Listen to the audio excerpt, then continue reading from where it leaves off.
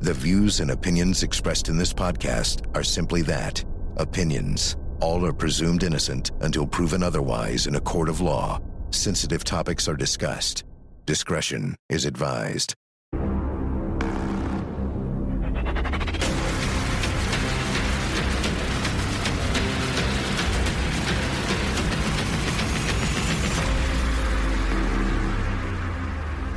I'm Vinnie Politan. The subject of my investigation is the murder of JonBenét Ramsey, a case that's been talked about and dissected for years, but hasn't really been completely investigated. And as a result, it has not been solved. Here's the story.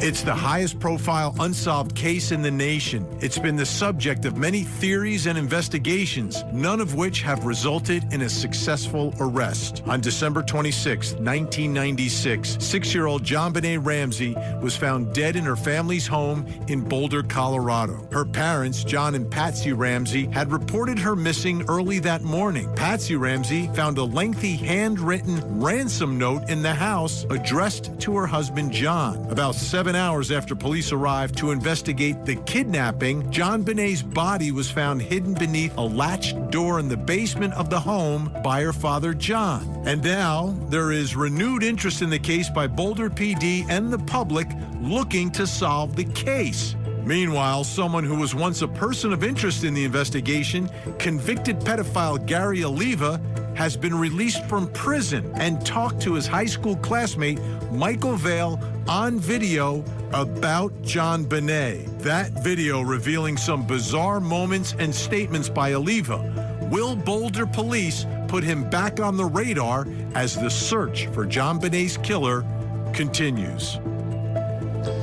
This video that was recorded by Michael Vale it's shocking, it's bizarre, it's really strange in moments, but I would argue also revealing to a certain extent. I want to show you more of this video. Now, Michael Vale went to high school with Gary Oliva, and they kept in contact through the years, and there was a phone call that was made around the time of the murder, just after the murder, and since that time, Michael got very interested in the result, in what happened to JonBenét and with Gary still walking free, and was wondering why no one was listening to him.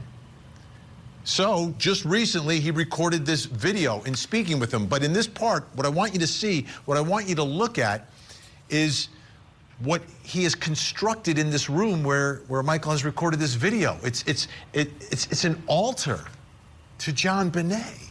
Take a look. I'm prostrating.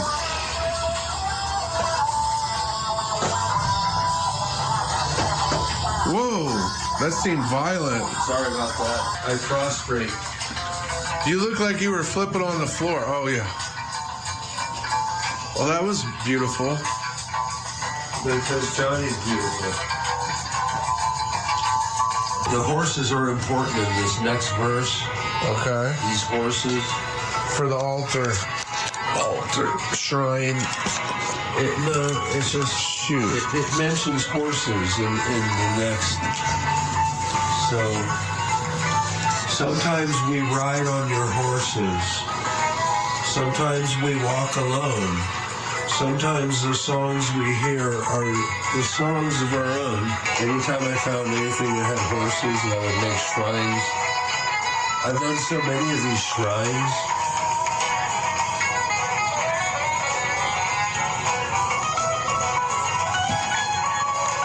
Look at how it all came together, remember?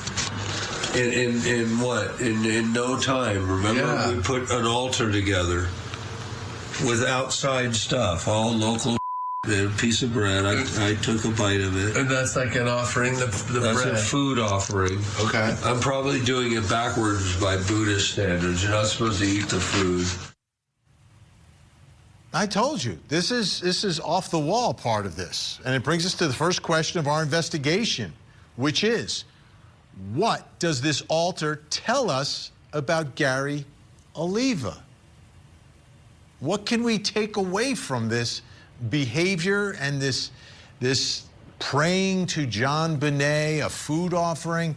Joining me tonight to help us through all this, in studio, childhood friend of Gary Oliva, the man who recorded these videos of Oliva. Michael Vale is with us. Also with us, private investigator with more than 20 years of experience, has followed this case for the nonprofit, the Cold Case Coalition, Jason Jensen.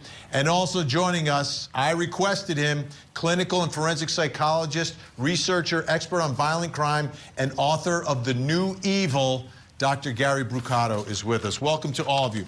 Michael, let me begin with you first so we can get a little more background here.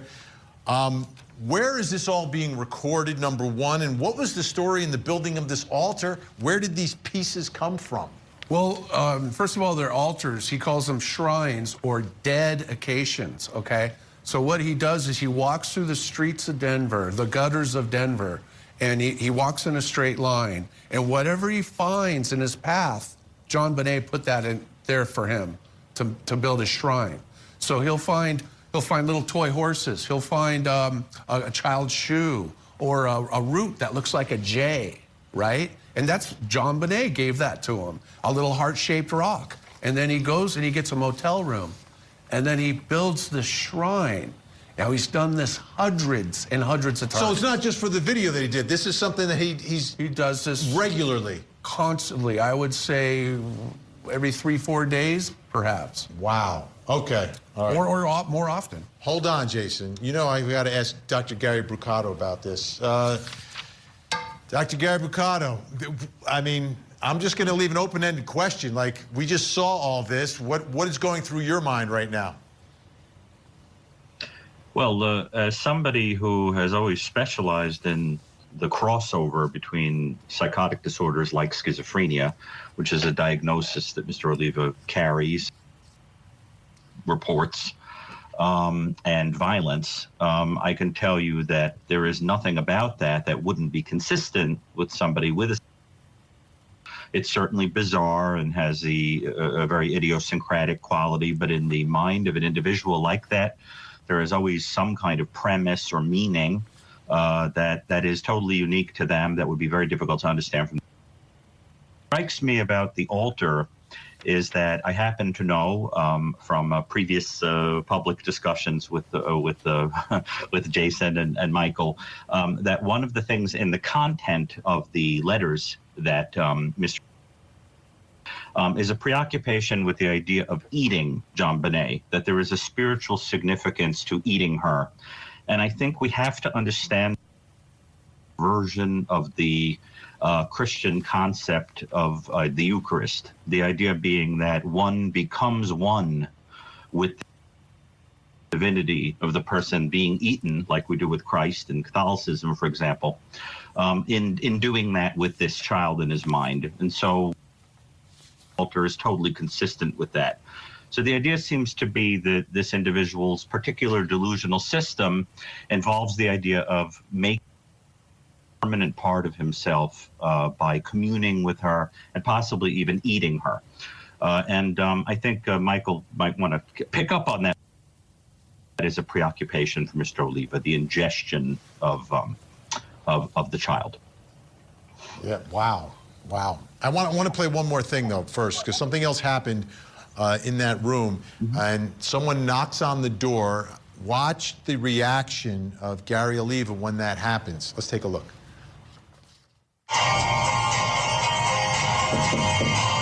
Oh, what the Was it loud? No, it's just some derelict. You're cool. They got the wrong door. They just got the wrong door. They ran away. Okay, interesting moment there. What happened right there, Michael? Somebody had walked by the room and Gary freaked out, and that had been happening all that day. He wanted the window closed. He didn't want people seeing this. All right, Jason, do you have a theory on what's going on here with him? I do. I've seen all the videos, and I know from conversations I've had with Michael about admissions from Gary, one of the things that I feel, as a criminologist, is that he's struggling with her death. Like Michael said last night, that Gary feels remorse over the loss, the death. So he is troubled by that. by keeping her alive through a shrine or an altar and talking to her in a first-person sense, he's keeping her alive. It's a coping skill, so he doesn't have to deal with her death. And did you want to follow up on what Dr. Gary Politan was talking about, the consuming of JonBenet? Well, yes. I mean, he has mentioned that, yes, he wanted to eat JonBenet. He was going to take her out of the home and eat her. And does he say that in retrospect, like the concept of JonBenet, or was your interpretation like that day back when she was killed? Well, he had been sending me a lot of art about how he would cook JonBenet on a spit and turn the spit over a fire. And he mentioned that the great thing about the spit is that it also destroys any evidence and burns up the bones. Wow. Strange stuff. Strange stuff. But he didn't say any of that on the video. No. He didn't. Okay. Coming up next, this is an important question because he's been released from prison. Is Gary Oliva dangerous? I married a rock star. Oh, no, it's not funny. Now, back to the Court TV podcast. Why did little Britney Spears, little Taylor Swift, why did she get her chance? Yeah, I mean, she would have definitely gone on to... Look at what she did by the age of 6. When one's so pure, has something happen, so to lose her life with so much ahead, so much. Look at what you got. You made it. You're here. His life is here. And there it is. Look, and you love it. You love the attention. And all of a sudden it stopped. Damn. And 28 years later, than ever. I married a rock star. Oh, no, it's not funny. Now, when he says he married a rock star, he's talking about JonBenét Ramsey. And he keeps, every time he looks over, he's looking at that altar, that shrine that he constructed inside that motel room. Now, Gary Oliva, this next part of the video that was shot by his high school classmate, Michael Vale, again, who he's had communications through the years with, this part of the video is sort of some of his ramblings. Like I said, a lot of it's bizarre, it's strange, it's different, it's not normal, right? Let's take a look. They colorize her eyes to make them blue when her eyes are actually green. Why? Because they want to feed that image of the perfect child. All I know is this little girl is constantly harangues me. Constantly pesters me. Just like a little child would do. She's always on my no.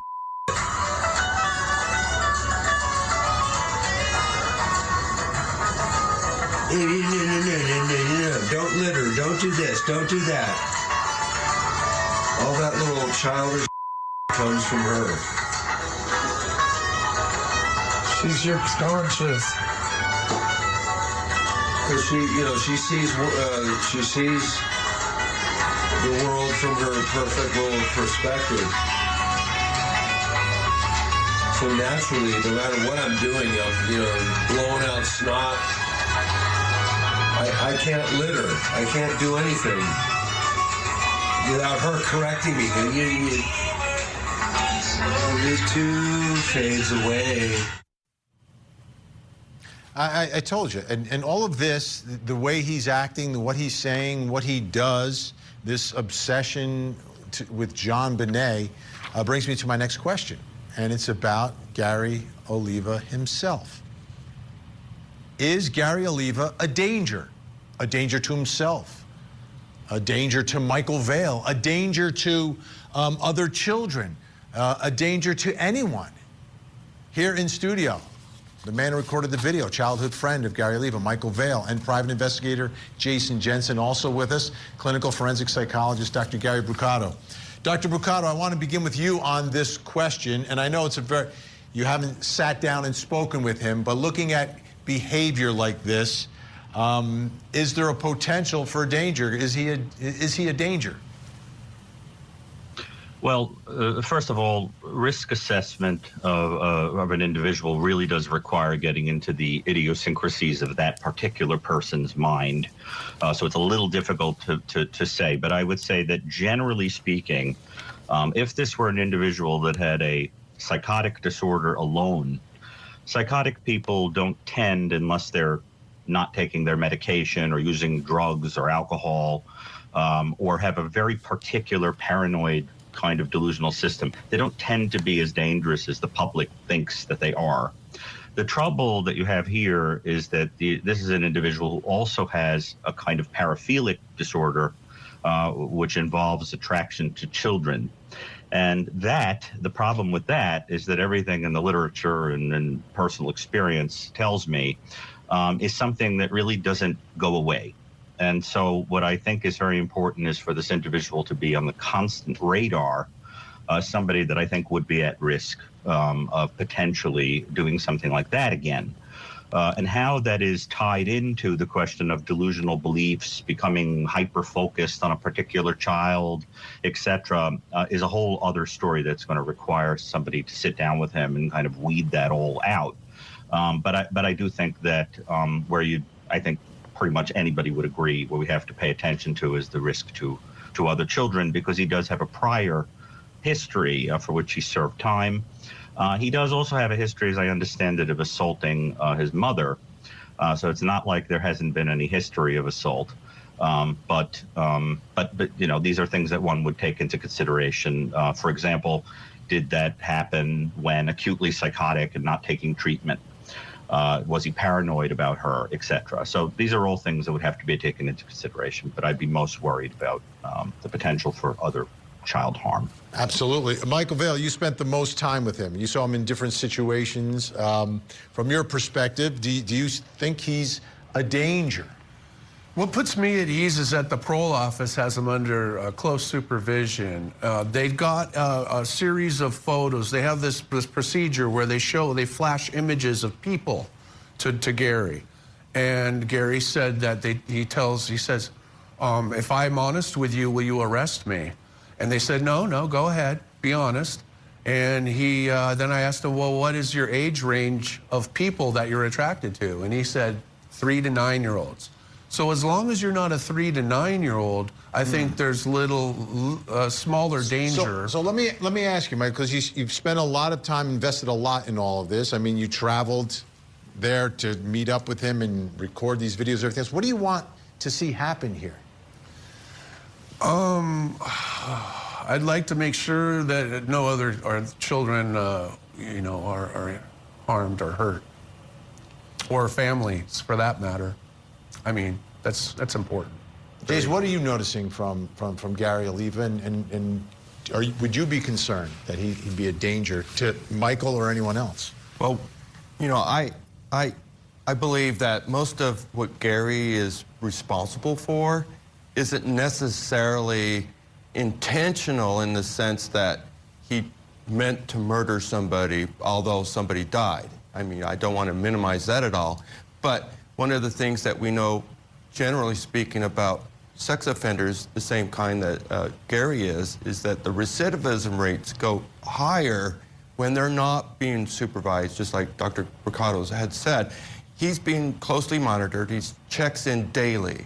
Now, because I remember I read a headline that, they didn't know where he was, but right. they did know where he was. Right, and if that system ever broke down, then there'd be a problem. But as long as he's checking in, as long as he's got constant supervision by his parole officer, I think he's going to be fine. But yeah, that's hit and miss after that. He says that he's aware that he has a serious problem, and as long as he's aware of it, it helps him to control himself. And he said that hurting, what happened to JonBenet has cured him of harming other kids. And again, that can be interpreted in many different ways. Dr. Gary Bucata, we have about 30 seconds here. I'd like to get your reaction to what Michael just said about the statement Gary told him, that, you know, since JonBenet, he's not necessarily a danger or doesn't see himself in that light. It is possible, if the basis for what he believed, you know, says that he did, was rooted in a psychotic idea as opposed to a true kind of pedophilia, where he was acting on, you know, let's say commands or some other kind of idea, and that when the delusional system works out that he happens to not be psychotic, perhaps doesn't have that compulsion. But if this is a true paraphilic disorder, that is not something that tends to go away. One might get turned off, one might be less interested, whatever. But the fact of the matter is that is something that would always be of concern to somebody who was trying to make sure there was no risk here. He would have to be constantly monitored in the way that Jason tells us he is being. Okay, we've got a lot more to get to, folks, and we want to do some analysis. So coming up next, what does Gary Oliva's body language reveal? We'll bring in our experts.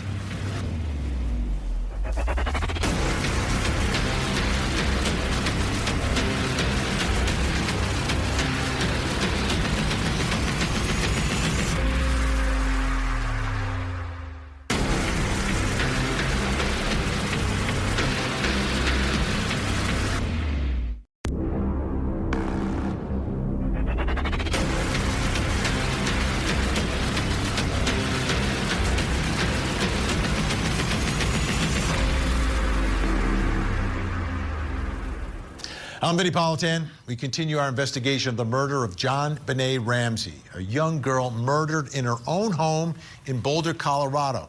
A case that always seemed very solvable, but because of attitudes, opinions, and a botched crime scene, remains a mystery. Here's the story. On the morning of December 26, 1996, Patsy Ramsey found an odd handwritten note. She started to read it, and quickly she was horrified. It was a ransom note for her 6-year-old daughter, JonBenet. She called out for her husband, John. When they did not find JonBenet in her bedroom, they called 911. What happened over the next 7 hours was more than unusual. The home was not sealed off, and people were walking all over the crime scene in the home. Then, John Ramsey was asked to go through the house again, and that's when he found his daughter dead in the crevices of the basement. Suddenly, this case went from a kidnapping to the highest profile murder case in the country. And now, more than 2 decades later, the case remains unsolved. But one man who has been connected to the case for years, Gary Oliva, was recorded on video by his high school classmate, Michael Vale, talking about JonBenet. Is Oliva being looked at, and what exactly is his connection to JonBenet? It's unusual. What we're showing you is very unusual. It's borderline strange. We're talking about a man in a motel room with a shrine to a little girl who is dead, a little girl who lived in a town that he lived at the time that she was murdered, a man who went back to the 1-year anniversary to pay tribute to JonBenet, or 1-week anniversary, returned to the scene. Was he the killer? He's not been named as a suspect, but he has said all these things that we're taking a look at and trying to figure out what it means. I'm going to show you now a piece of this conversation back and forth that was recorded. And here he is clearly denying that he took the life of JonBenet. I think your average person thinks that somebody encountered the child, beat her up, strangled her. Jesus Christ, I just said all that. And inflicted harm. Oh my God, just such a beautiful thing. I can't. I'm sorry if there's any suspicion that I could ever or have anything. I would have already I couldn't live with myself. So that brings us to the next question in our investigation. It's about the words, but it's about the body language. What does Gary Oliva's body language reveal? Joining me, body language expert and author of the New York Times best-selling book, You Can't Lie to Me, Jeannine Driver, and clinical forensic psychologist, researcher, expert on violent crime, and author of The New Evil, Dr. Gary Brucato. All right. Dr. Gary Brucato, I want to get your reaction to that denial first, and then we're going to dive into all the body language. Well, I would say that one of the things that I would be very interested to probe for if I were sitting in a room with this individual would be signs of sadism, because the one characteristic that would have to be present in an individual who was responsible for killing a child with a garrote and through bludgeoning and possible other torture would be sadism. You would certainly expect the person to be very driven by fantasy, and you would certainly expect the person to be somebody who would repetitively have done this, because that is not something one does one time, certainly not at the age he would have been at the time. And so I'd be looking for soft signs of that. What I think is going on here, although it's impossible to say from afar, is that a person with a diagnosed psychotic disorder goes in and out of periods of believing and not believing, I think potentially authentically, that he is not responsible or is responsible, or not responsible or is responsible. But what's complicated here is that there seems to be some kind of mixture of a psychotic disorder and other stuff, the kind of stuff that we tend to see in people with personality disorders who are capable of lying and manufacturing stories, or wanting fame, or wanting attention, or being obsessed with power and control over people. And so I think one would also have to take, because of the psychosis and because of those personality things, everything with a grain of salt that this person is saying. And it is plausible that the story would also change according to when it is or isn't convenient for certain facts to be true. So my sense would be that teasing those two things apart is essential, and I would definitely be probing for sadism and fantasy. Okay, Jeannine Driver, the body language in that denial. What did you see? What did you notice? What's important? Listen, I would not bet the house on killer. When he is talking about not being the killer, even when he flat out denies it over on the CBS interview, I don't know if we're going to look at that, he's being congruent with someone who's telling the truth. And I do think, I'm not a psychologist, but I think there's some type of stuff happening with this gentleman.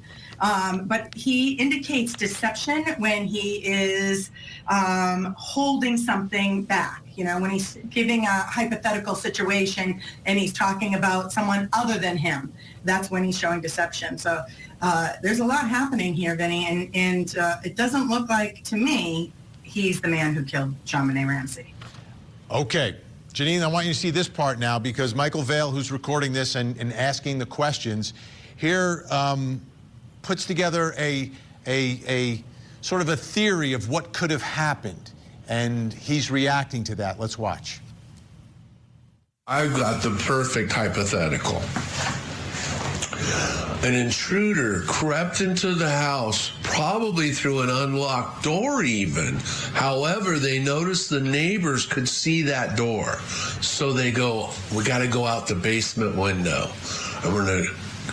Then he waited and waited, and he had all this time, and he went through all the drawers, and he found all this stuff, and wrote a note, a ransom note, for 3 pages, and then went upstairs to get her and waited for them all to fall asleep. Oh, because they got home late that night.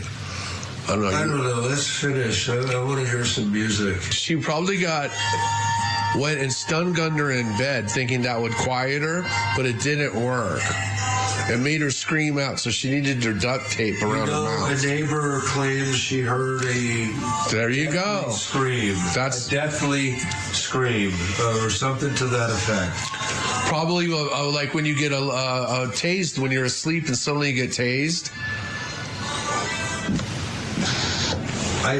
Then she was carried. I don't want to do. Oh, you don't want to put find myself in the mindset.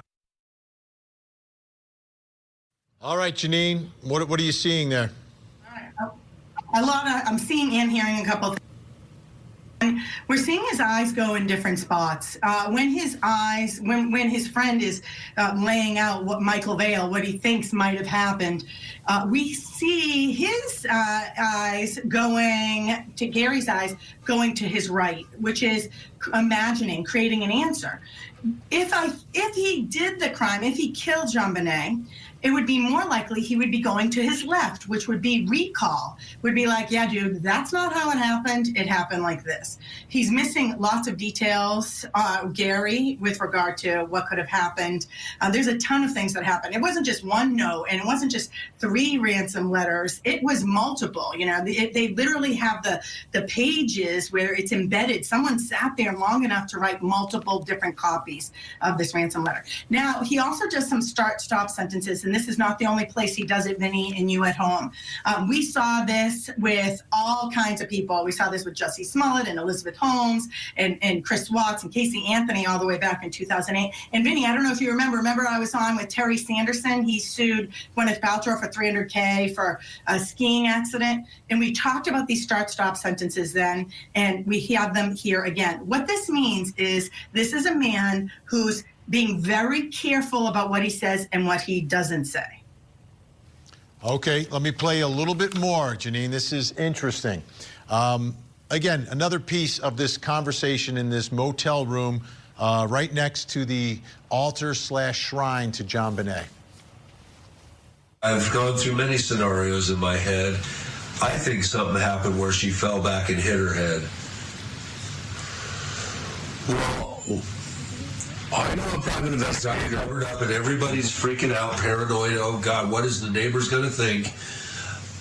And that right there, by saying that, implies that I think mom and pop, if you will, pardon me for using that terminology, we're scheming together. Like, how can we cover this up? Oh God, we know what really, you know. That seems so. I don't even. How about this part where he's talking about potential scenarios? We see the same thing, Vinnie, and you at home. His eyes are going to the right, to the right, to the right. Upper right is visually creating an answer. He also goes to his ear to the right, which is auditorily creating an answer. And here, Mac Daddy start-stop sentences again. These are key indicators that he's withholding information, internal conflict, probably because he's telling his friend he did it, wrote him in a letter when he was in jail, dude, I did it, but it was an accident. But yet he most likely, I believe, didn't do it. This irregular speech pattern he has is an increase in your cognitive overload.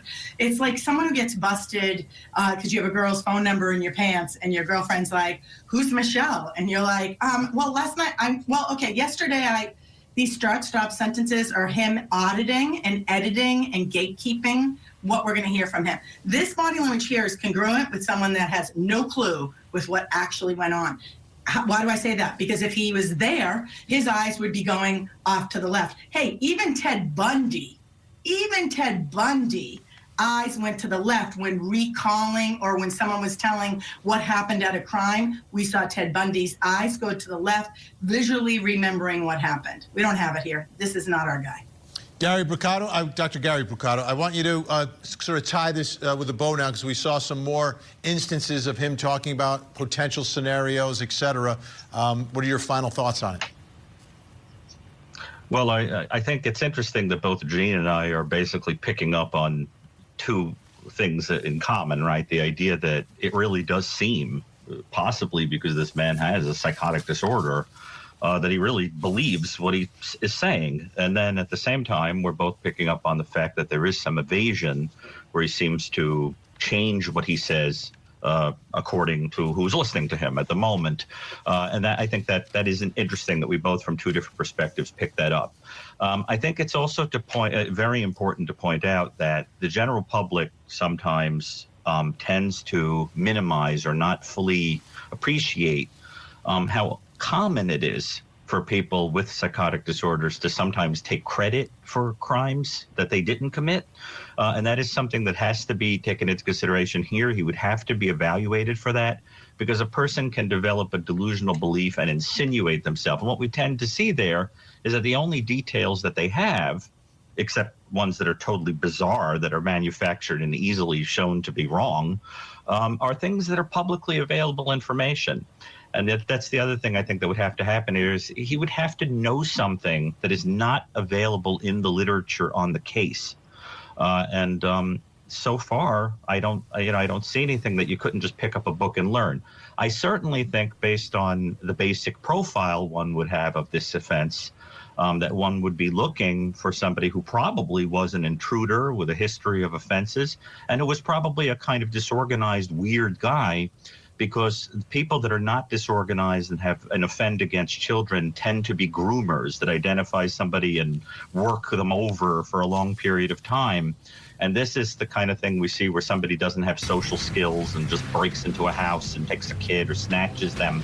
So that I think you are looking for some oddball local that became preoccupied with this child.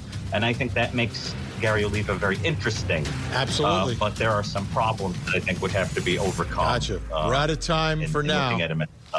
Dr. Gary Bucato, Janine Driver, thank you for your valuable time and your insight. When we come back, does the DNA clear Gary Oliva?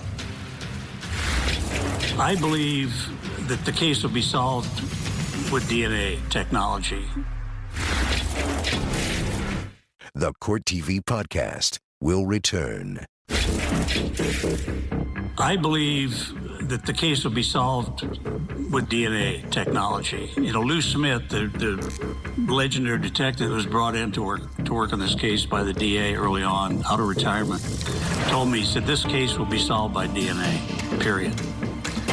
And that's really what I believe as well. John Ramsey, who obviously has the most invested in all of this, believes that it's DNA. DNA is going to be the key here, using the new technology, having a different approach with the DNA.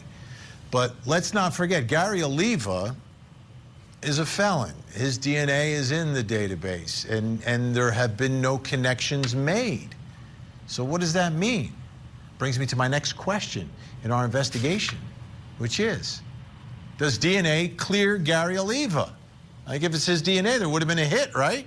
Joining me in studio, childhood friend of Gary Oliva, the man who recorded all the videos you've been watching, Michael Vale, and private investigator, 20 years experience, more than 20 years, even though he looks young. He's followed the case for his nonprofit, the Cold Case Coalition, Jason Jensen. Okay, Jason, let me ask you, does the DNA, there's no DNA hit, right? Like it's basic stuff. He's a felon, they've got his DNA, they tested it, doesn't match, so does that clear him? That's the simple math, right? We would think that if that was suspect DNA, it would eliminate anybody that wasn't a match. But it's UM1, unknown male. And in the profile... So you're saying that let's start here so we go piece by piece. So you're saying the DNA you don't believe is necessarily the actual suspect? Correct. It doesn't have to be the suspect. It can be some form of evidence that was brought into the crime scene, and the DNA source is that piece of evidence. We know that there's several items that were brought into the home that were not attributed as being property of the Ramseys. The duct tape, for instance, did not match any tape in the home. The rope that was left in the spare bedroom, and the cord, the nylon cord that was used as the garrote around her wrists and her neck, none of that was part of the crimes, part of the Ramseys' home before the crime. So it was clearly an introduced items. So you believe these items were brought into the house by the killer, the suspect? Correct. Okay, so what's the significance of that when it comes to DNA? The significance is if there's a foreign item that there's DNA material on, and then that's touched and spread around either the victim or the scene, you're going to contaminate that room with that unknown DNA material. So where could this stuff have come from? Well, in my opinion, what I believe happened is, if Gary was the one that did this, he was in the neighborhood working at a church nearby, the St. Aquinas Church, where he was doing maintenance work there. There was even information that he'd painted a mural in the groundskeeper's cottage. What's important about that is there was a paintbrush used as the handle on the garrote. If that paintbrush was actually from the Ramsey's home, there'd be Patsy's DNA or some other Ramsey DNA on the paintbrush. But there's UM1 on there. And there's UM1 on the waistband of JonBenét's long johns. And in the crotch that was cut out for testing of the underwear. So we know that UM1 is on multiple pieces of items in evidence in the crime scene, but we don't know whose DNA that is. If that is actually a paintbrush from or DNA material from the church, I think it would be wise for Boulder to test those people from the church. Correct. People who would be innocent from the church but would have contact with items that, in your opinion, potentially Gary Oliva brought into the scene. Correct. Before we run out of time here, because we're going to run out of time quickly, a couple things I just wanted to sort of tie up. Big issues. Footprints in the snow. Big issue always in all of this. If it's Gary Oliva, an outsider coming in, wouldn't there have been footprints in the snow? Right. Well, we know from recent productions on TV that there was no snow at the back of the house. That's where the access point through the basement window was. So if there's no snow, there's no footprints. Okay, and I know they did talk about snow initially on the front lawn of the home.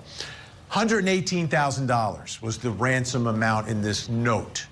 Where would Gary Oliva get that number from, and why would that be him? Or John explains that very well.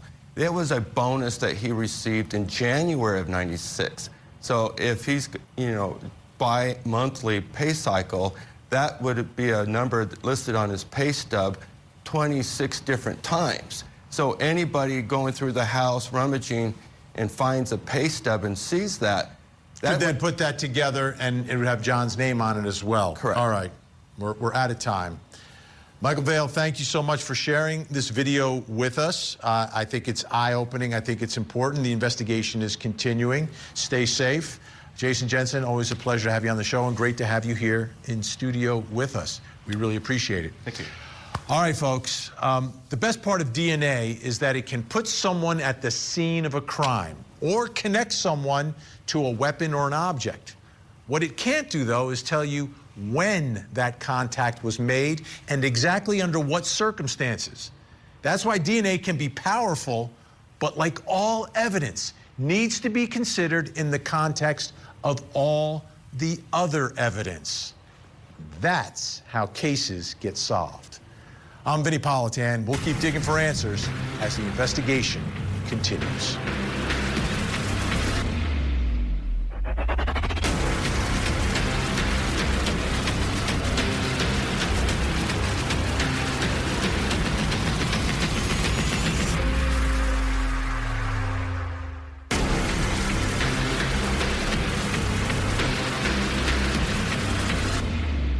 There you have it. If you want to see more in-depth reporting on the latest true crime stories, you can see me every weeknight, 8 p.m. Eastern on Closing Arguments. Thank you so much for downloading. And as always, please don't forget to hug the kids. This podcast is a production of Court TV. Go to CourtTV.com for more content, trials on demand, and to find out how to watch Court TV in your area.